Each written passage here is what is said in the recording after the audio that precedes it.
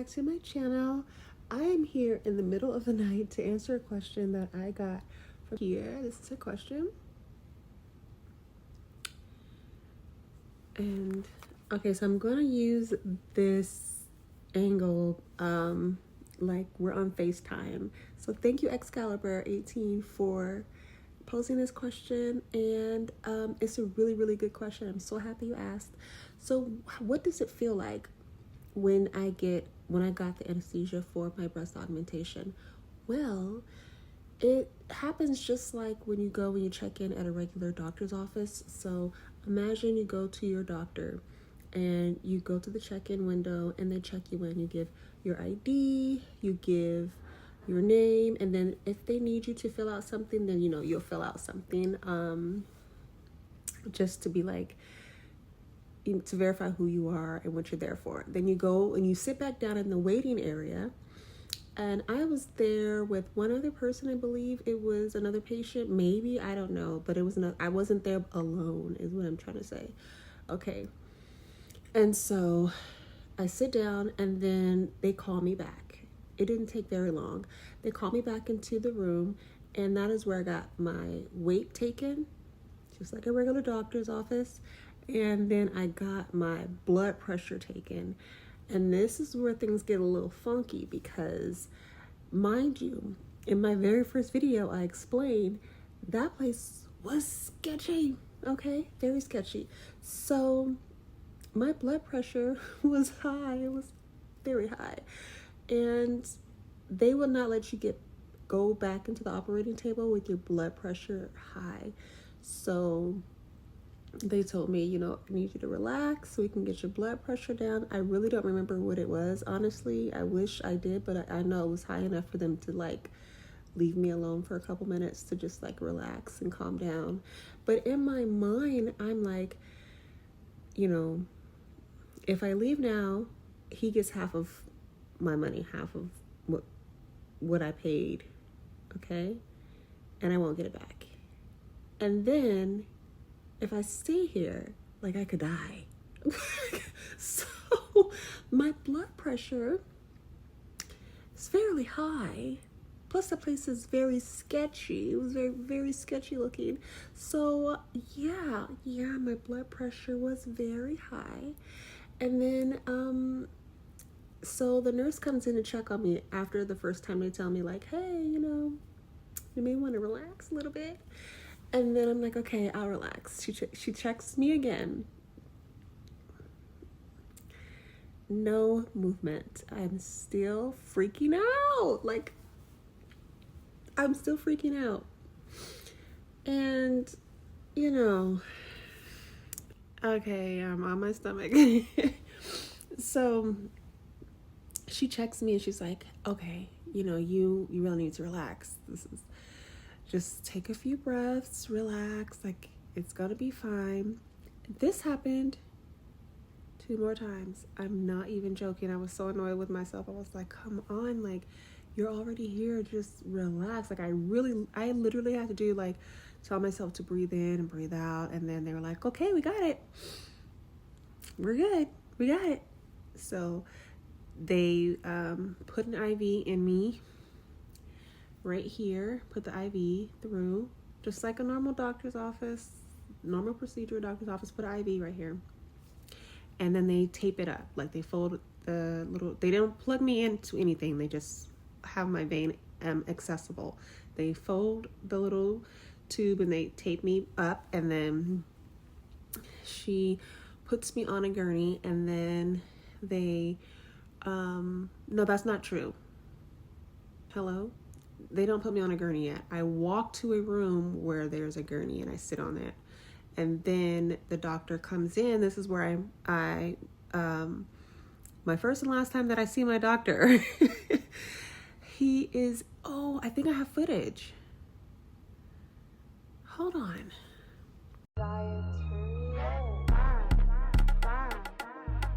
So this is the first and the last time that I see my doctor, speak to my doctor, any dealings with my doctor.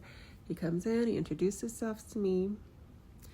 He has a purple marker and he's like, hey, how are you doing? How are you feeling? This is going to be great. It's going to be easy and quick. I'm going to get you in and get you out. Okay, cool. He has a couple jokes in his pocket, dad jokes. And then he takes his purple marker and he asks to open my hospital gown, and he goes marking, and I'm talking about like effortlessly quick, and they are symmetrical, like okay. And I'm just like, that's it? And he's like, yeah, that's it. And he's like, okay, I'll see you in the operating room. And I'm like, okay. So he leaves, and I take a couple video, even though he told me not to. I took some video. I may insert it here if I could find it, honestly. If I could find that footage. And then walks in the anesthesiologist. He comes in and he introduced himself to me. And he's like, I've been doing this for X amount of years, so many years, so much experience. And this is a black man, an older black guy. And he comes in and he's like, hey, my name is, I think it's Smith. Smith, what's your name? You need to relax on the anesthesia. That was way too much. So he explains to me, like, he's like, oh, okay, I'm gonna go off of your body weight and your age, and then that's how much I'll give you, is what I was told was gonna happen. So then he leaves, and then the nurse comes in and she's like, okay, we're gonna move you to we're gonna say goodbye to your guest, and then we're gonna move you to the surgical room, the operating room. And so this is where they roll me into the operating. They go through the double doors. I'm lying back and go through double doors, and then I go to another room. It looks just like Grey's Anatomy's operating room, like bright, open, everything sterile, all the little tools. Well, I didn't see any other tools, honestly. I just saw the anesthesia box, little thing. And then I saw 2 women nurses at the foot of my gurney. So right here, 2 women, the anesthesiologist, the machine, and then another gurney. And they literally picked me up. They were like, we're going to lift you up and we're going to move you to this second gurney. And I was like, oh no, I can do it. But I have to pause and say that I'm smiling because, first of all, I'm so tired. I have like a sleepy high. And then 2, because the more that I explain this in detail, although I love my results, this is some wild. This is like a scary story at a camp out. Like, what am I even saying right now? Like, this is my life. I went through this. Okay. It's not funny. It's not funny. But I don't know what it's not funny. I'm so sorry, you guys. I'm so sorry. It's not funny. Anyway. So they're like, we're going to lift you up. They pick up the sheets. They're like, we're going to lift you up. You don't need to move. And I was like, no, I got it. I can do it. They're like, no, can you like calm the hell down? They didn't have any attitudes like that, but you could kind of see like she's like going through it. She's nervous. And they lift me up on the sheets and they gently put me down on the second gurney. And then literally my doctor walks in and he's like, hey, how you doing? You ready to go? You ready to get this? Something to that energy. And I was like, yeah. He's like, okay. Mind you, I'm completely naked. The science behind that or the reasoning, I don't know. I should probably Google it and put it right here. But I'm naked. I literally only have on socks. Not even a hospital gown. No underwear. Nothing. Why? I don't know. Okay. So, they say, they put the IV stuff on me and get ready and have bags and stuff. And they're like, I'm all tubed up now. This time I am connected. And they take this the little plastic, something like an asthma treatment, but you know, like the plastic ones you put over your mouth and your nose. The same thing. He's like, okay, so we're gonna get ready to do this. I need you to count down from 10. I'll count down from 10 all the way to 1. Literally, he puts the thing in my hand and I put it over my nose. No, that's not true. He had my hands down. He wants my hands down. And he said he'll put it on there. He put it on my mouth and I'm like looking up and I'm like, okay, 10, 9. And I'm thinking like I'm going to at least reach 3. I stopped, I want to say at maybe 9.5. And then, hold on, I gotta get close. Do you know, I woke up, like, I said 10, 9, and I felt like I blinked. There was absolutely nothing in between. Nothing. Like, when you blink, like, sometimes, have you ever felt yourself blink? Like, throughout the day, you'd be like, oh my God, I blinked 12 times. It's literally like that in my experience. And my experience was 10, 9. And the nurse was waking me up. She was like, hey, it's time to wake up. You're all done. It's all finished. It's time to wake up. I need you to wake up now, okay? Bitch, what do you mean wake up? They're not done. I didn't finish counting. I didn't finish counting. What? Wake up. And then I look at my chest and I see bulges coming out. Like, it's not my normal flat chest anymore. Like, you could tell the procedure is done. I'm like, it's over. She's like, yeah, you were in there for 30 minutes. We normally have patients for 45, but we were able to get you out in 30 minutes. I need you to sit up for me and drink some water and something. I don't know. Because I was on a 24-hour fast, so there was nothing in my stomach but the anesthesia. As soon as I sat up, or whatever she adjusted the bed, baby, the anesthesia left the building. It was green slime, literally like dark green, like NyQuil. It was NyQuil color and texture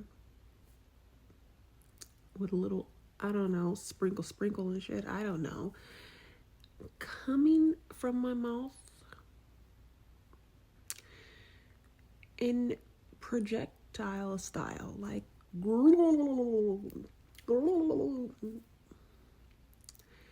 and if you know anything about throwing up, you know that it works your chest muscles. The muscles ain't supposed to be worked. I'm not supposed to have those muscles be worked like that. They're supposed to rest and recover. So all of that, baby. And it did not stop. If you watch my first video, I explained that lasted for 24 hours.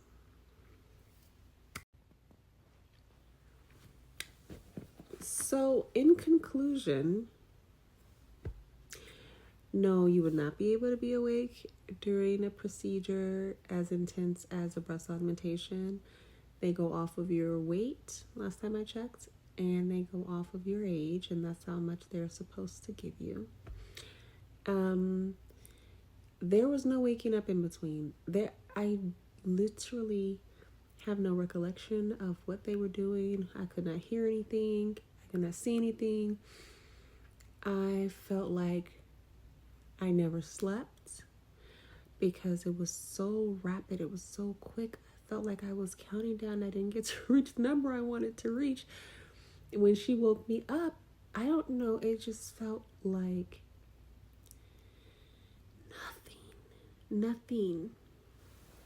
And everything was already done when I woke up. So I had the girls were in.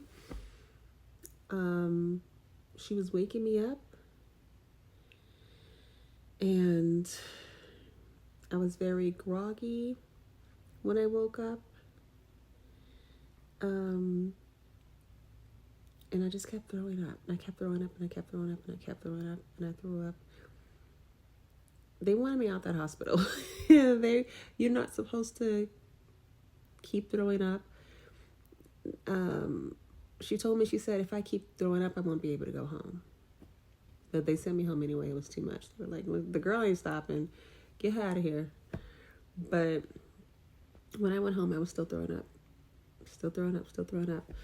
The nurse's office from my doctor's office, they did call and said that I need to take my anti-nausea medicine.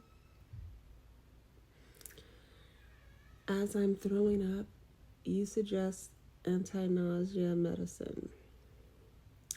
So I tried taking it. Guess what happened? I threw it up. I did. There was no water in me. I was dehydrated. There was no food. I'm hungry. I am recovering. I feel nothing. Like, there was no pain. I know they might have given me something for the pain while I was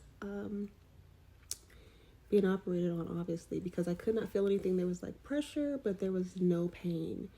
Even when I was throwing up, I couldn't feel my chest like moving and stuff. I just know it was pressure there. And I was just so tired of throwing up. I was so drained. I was hungry. I was dehydrated.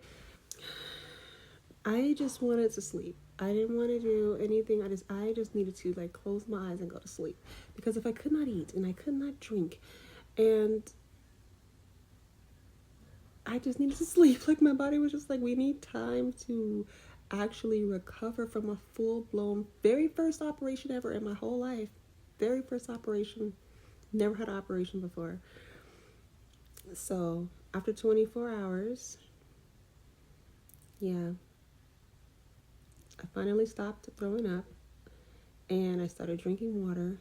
And once the water was staying down, and I wasn't throwing up, then I started eating bread, like bread from the store, just regular bread, whipping pieces of bread and eating it.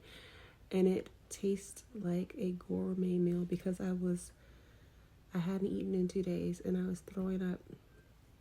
And oh my God, that bread was so good. It was like, you want some more bread?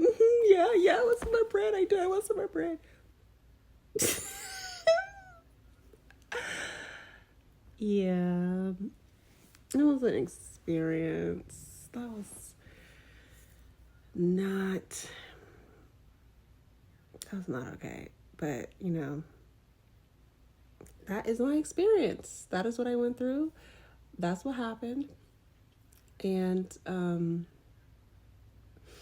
some people ask me, like my doctors will ask me, like, are you allergic to any medicine? And I always say I'm allergic to anesthesia because, girl, what was that? I had to be allergic. Right? So, I'm allergic to anesthesia. So, that is my experience. I really hope this helped. And if I missed anything, I hope I didn't miss anything. I really hope I didn't miss anything. Hold on. I gotta put my glasses on, girl, because baby can't see.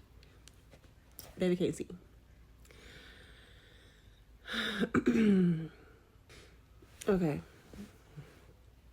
So, I think I covered everything I possibly could. Excalibur, I hope this helps you, girl. I really do. And if you'd like, you can always call the doctor's office, and when you do your consultations with them, give them your weight and your age. Just communicate as much as possible with the people that you choose to work with, the doctor's office that you choose to work with, and communicate with them and let them know that your fear is the anesthesia and you've been doing research, and it would be helpful if you got as much information as possible before, so that way you're absolutely comfortable, and just continue to do your research and continue to ask lots of questions. It's I really do hope this helps. I'm going to go to sleep right now. It's like, oh, it's 3 in the morning. Okay, it's 2:52. Thank you so very much for watching. And if you have any questions, of course, leave them in the comments. Like, subscribe, all that. Thank you so very much. Bye.